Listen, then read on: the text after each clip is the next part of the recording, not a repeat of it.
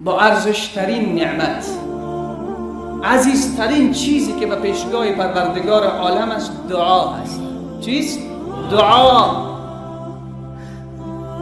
اکرم شیء علی الله لیس شیء اکرم علی الله من الدعاء، لیس شیء اکرم عند الله من الدعاء.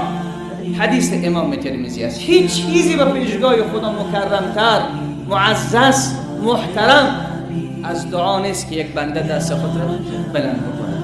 دعا طلب کردن است. خدا دوست دارد که بنده از الله بخواهد.